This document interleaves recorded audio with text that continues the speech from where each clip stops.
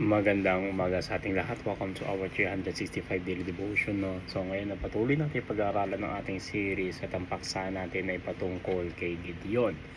So from fearful faith to tested obedience. So sabi dito, Gideon lived during one of the darkest periods in Israel's history. So because the nation repeatedly turned to idolatry.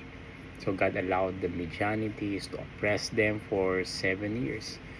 So these enemies would invade Israel during harvest time, destroying crops and livestock, leaving the people impoverished and afraid. So many Israelites hid in caves and strongholds in the mountains. Gideon himself was threshing wheat in the wine press to hide to hide it from the Midianites. So this image shows a man living in fear, trying to survive in secrecy. Yet in that moment of weakness, the angel of the Lord appeared to Gideon and called him a mighty man of valor. So Gideon did not see himself that way. He questioned how God could deliver Israel and described his family as the weakest in Manasseh and himself as the least in his household, and describe his family as the weakest in Manasseh and himself at least in the household. God did not choose Gideon because of his strength or courage. Instead, God promised his presence. So surely I will be with thee. So Gideon's calling reminds us that God often begins his work in people who feel inadequate. So later, when Gideon gathered an army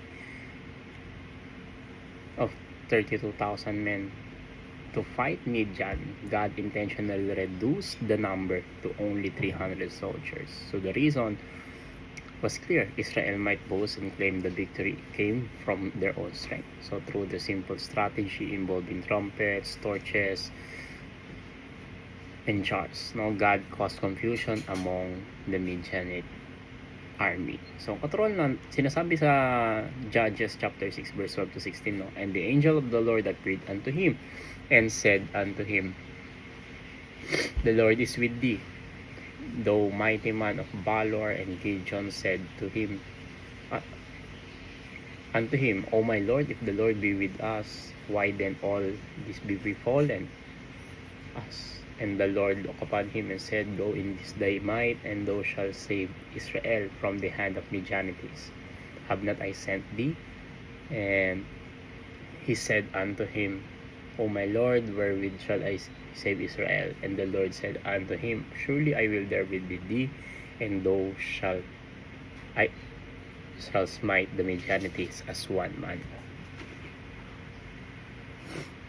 So sinasabi lang sa katuruan natin, una, those who live in sin live in fear. So sinasabi lang dito, di ba, Israel's fear during Gideon's time was not merely a result of military weakness. It was the consequence of spiritual compromise.